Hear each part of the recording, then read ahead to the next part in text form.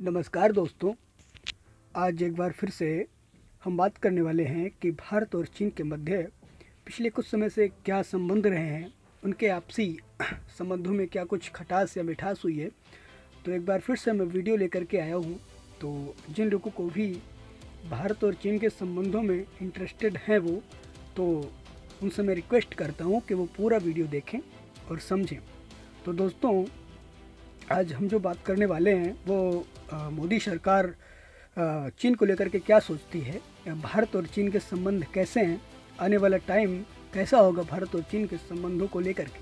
क्योंकि जहाँ तक बात की जाए एशिया की, तो एशिया में सबसे बड़ी जो शक्ति है वो चाइना है। परंतु चाइना को जो शक्ति काउंटर करती है, जो देश काउंटर करता है, वो है भारत। तो भारत भी एक प्रकार से चाइना का बहुत बड़ा प्रतिद्वंद्वी है। तो अगर आने वाले टाइम में जो भी जितनी भी रिपोर्ट्स प्रकाशित हुई हैं, तो अगर उनकी बात करी जाए तो 2047 या 2050 तक की अगर बात की जाए तो चाइना नंबर 1 पे होगा और नंबर 2 पे जो होगा वो एक सरप्राइज्ड बात है, क्योंकि नंबर 2 पे अमेरिका वगैरह नहीं होगा। अमेरिका को पछाड़ते हुए भारत जो है नंबर 2 पे आ जाएगा। तो हम बात करते हैं कि मोदी सरकार भारत चीन संबंधों के विषय में क्या सोचती है। तो 2014 में नरेंद्र मोदी जब भारत के प्रधानमंत्री बने तो पूरा देश उनमें भारत के लिए कई संभावनाएं देख रहा था।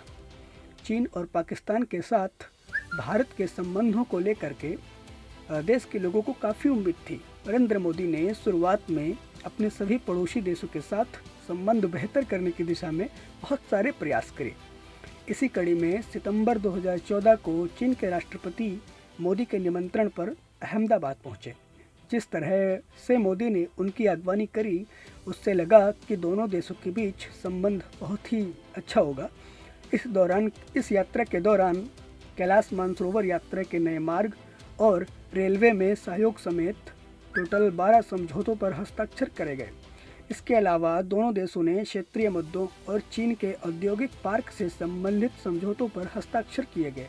हालांकि उसी दौरान Chinese People's Liberation Army PLA के करीब 1000 जवान पहाड़ी से जम्मू कश्मीर के चुमार क्षेत्र में घुस गए थे। भारत ने चीनी राष्ट्रपति के सामने यह मुद्दा उठाया, रेस करा, लेकिन अपनी तरफ से वार्ता में कोई भी खलल नहीं पड़ने दिया।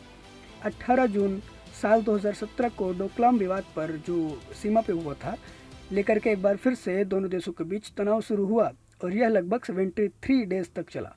और ज्ञातव्य है कि भारत, भूटान और चीन को मिलाने वाला बिंदु को भारत में डोकलाम, भूटान में डोकला और चीन में डोकलांग कहा जाता है।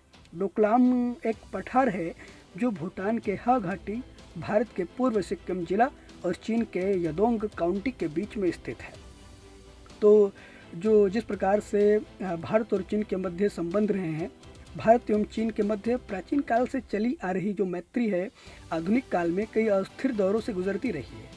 भारत और चीन का सीमा विवाद आज तक बना हुआ है।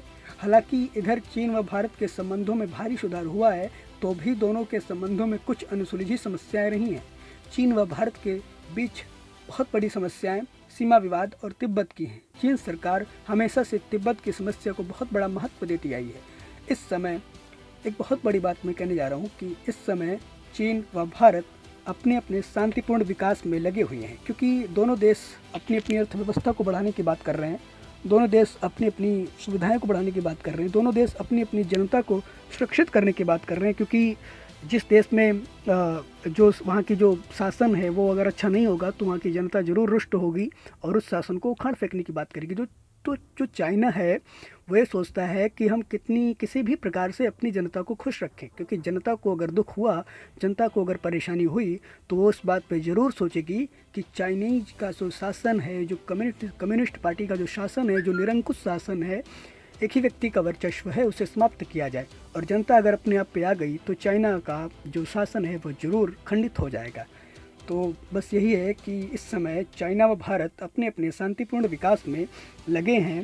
और एक बहुत बड़ी बात मैं कहने जा रहा हूँ कि 21वीं सदी जो होगी वो एशिया की सदी होगी। उसमें किसी भी यूरोपियन कंट्री का कोई भी कंट्रीब्यूशन नहीं रहेगा। 21वीं शताब्दी के चीन व भारत प्रतिद्वंद्वी भी हैं और मित्र भी। तो ये अगर जानकारी आपको अच्छी लगी हो तो ज़रूर इसको सपोर्ट करिए। धन्यवाद।